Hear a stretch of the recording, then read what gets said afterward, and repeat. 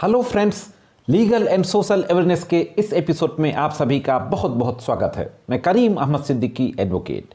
कैसे आप सब लोग? उम्मीद करता हूं कि आप सभी लोग स्वस्थ होंगे और अच्छे होंगे। साथियों, आज मैं इस एपिसोड में ऑनरेबल इलाहाबाद हाई कोर्ट का एक बहुत ही महत्वपूर्ण जजमेंट लेकर के हाजिर हूं। यह जजमेंट 376 यानी रेप और पॉक्सो के मामले से संबंधित है। एक पुलिस कांस्टेबल को एक नाबालिग लड़की के साथ दुष्कर्म के मामले में जिले की अदालत ने लाइफ इम्प्रिजनमेंट और 20,000 फाइन, हाँ दोस्तों, उम्र कैद की सजा और 20,000 रुपया जुर्माने का आदेश पारित किया था। उस आदेश के खिलाफ इलाहाबाद हाई कोर्ट में अपील हुई थी। बहुत ही महत्वपूर्ण मामला है साथियों, इसलिए जुड़े रहे आखिरी तक। देखते हैं कि पूरा मामला क्या था, कि इसके फैक्ट क्या थे और ऑनरेबल इलाहाबाद हाई कोर्ट के द्वारा किस तरीके का जजमेंट पारित किया गया। साथियों, उत्तर प्रदेश के फतेहपुर डिस्ट्रिक्ट का मामला था। एक एफआईआर दर्ज कराई जाती है और उसमें एक स्थानीय थाने पे तैनात एक पुलिस वाले के ऊपर, एक पुलिस कांस्टेबल के ऊपर यह आरोप लगाया जाता है कि सुबह 4:30 बजे एक नाबालिग लड़की जब शौच के लिए आती है तो वो पुलिस वाला पीछे से आता है और उसका मुंह दबा के उसको खेतों में ले जाता है, फिर उसके साथ दुष्कर्म करता है। इस मामले में एफआईआर पंजीकृत होती है। एफआईआर 376 आईपीसी और 5/6 पॉक्सो एक्ट में एफआईआर दर्ज होती है। विवेचना होती है। इन्वेस्टिगेशन के बाद चार्जशीट आती है। चार्जशीट आने के बाद ट्रायल चलता है और ट्रायल के दौरान प्रोसिक्यूशन के द्वारा अपने कई गवाहों को एग्जामिन किया जाता है। दोस्तों, फाइनली जो फतेहपुर डिस्ट्रिक्ट की डिस्ट्रिक्ट इन सेशन कोर्ट थी, वह अभियुक्त को सजा सुना देती है, लाइफ इम्प्रिजनमेंट, उम्र कैद की सजा और 20,000 रुपया जुर्माना। ट्रायल कोर्ट के इस जजमेंट के खिलाफ, इस कन्विक्शन आदेश के खिलाफ ऑनरेबल इलाहाबाद हाई कोर्ट में अपील की जाती है। यह अपील नंबर है 7478/2018 और इस मामले की इलाहाबाद हाई कोर्ट में सुनवाई होती है। बहुत ही जबरदस्त पॉइंट रेज किए जाते हैं इलाहाबाद हाई कोर्ट के समक्ष। तो दोस्तों, देखते हैं कि इलाहाबाद हाई कोर्ट के समक्ष किस तरीके का आर्गुमेंट किया जाता है और फाइनली इलाहाबाद हाई कोर्ट के द्वारा क्या आदेश पारित किया जाता है।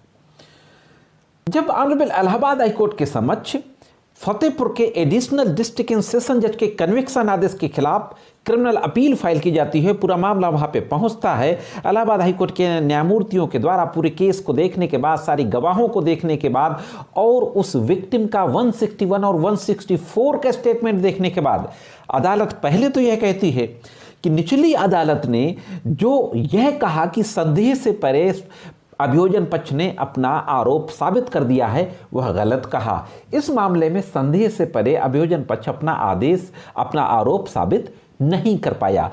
मुख्य रूप से 161 और 164 के स्टेटमेंट को देखना बहुत जरूरी है। साथियों, कोर्ट के द्वारा कहा जाता है कि 161, 164 सीआरपीसी के तहत दर्ज पीड़िता के बयान के गहन मूल्यांकन पर और निचली अदालत के समक्ष दिए गए बयान को देखने के बाद हम पाते हैं कि सीआरपीसी की धारा 161 के तहत पीड़िता के बयान दर्ज किए जाने के बाद उसके बयानों में सुधार हुआ है। उसी दिन घटना की तारीख और पीड़िता के बयान में इस तरह का सुधार एक बड़े सुधार के समान है, जो PW1 यानी पीड़िता की गवाही को अविश्वसनीय बताता है। दोस्तों, मैं यहां पे बता दूं कि 161 के बयान में लड़की ने यह कहा था कि मैं पहचानती नहीं हूं और 164 के बयानों में यह कहा था कि मेरे पास टार्च थी, मैंने टार्च की रोशनी जलाई थी और उस टार्च की रोशनी में मैंने उस कांस्टेबल को पहचाना। तो इस तरीके से 161 और 164 के बयानों में भी विरोधाभास था। इसी के साथ साथ एक दूसरा जो महत्वपूर्ण तथ्य था वह था मेडिकल एविडेंस के बारे में। तो देख लेते हैं कि मेडिकल एविडेंस के संबंध में किस तरीके का आर्गुमेंट हुआ।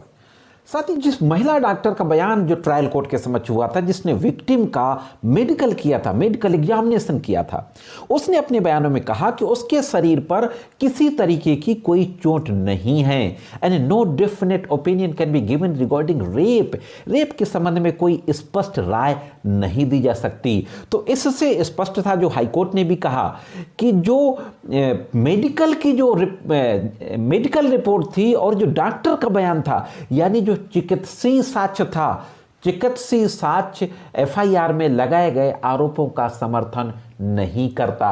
तो यहाँ पे जो महत्वपूर्ण प्रिंसिपल आया कि अगर किसी रेप के मामले में, दुष्कर्म के मामले में अगर मेडिकल के द्वारा उसको सपोर्ट नहीं किया जा रहा है तो इसका लाभ भी अभियुक्त को मिल सकता है।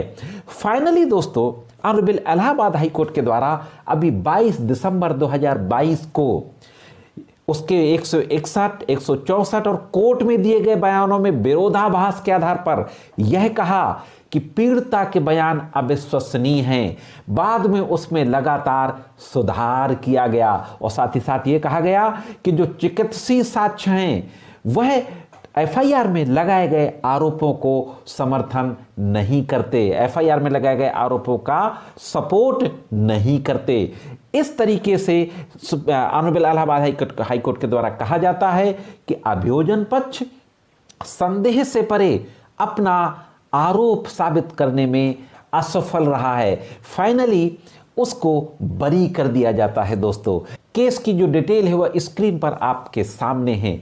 तो साथियों, यह था पॉक्सो एक्ट और 376 दुष्कर्म के मामले में एक इलाहाबाद हाई कोर्ट का बहुत ही जबरदस्त इक्विटल जजमेंट। दोस्तों, मैं समझता हूं कि यह जजमेंट आपके ज़रूर काम आएगा। अगर आप एडवोकेट हैं, आपने अभी अभी प्रैक्टिस शुरू की है, तो भी यह जजमेंट आपके काम आएगा, रूलिंग के रूप में आप इस्तेमाल कर सकते हैं। दोस्तों, वीडियो में जानकारी दी गई है जो कैसे लगी, अगर जानकारी अच्छी लगी हो तो वीडियो को लाइक और शेयर अवश्य कर दें। और अभी तक अगर आपने मेरे चैनल को सब्सक्राइब न किया हो तो चैनल को सब्सक्राइब करके बेल बटन को हिट करके ऑल पे सेट कर दें। साथियों, आज की वीडियो में सिर्फ इतना ही। मिलते हैं किसी अन्य वीडियो में कानून की कुछ अन्य जानकारियों के साथ। तब तक कानून की विभिन्न तरीके की जानकारी के लिए देखते रहें लीगल एंड सोशल अवेयरनेस।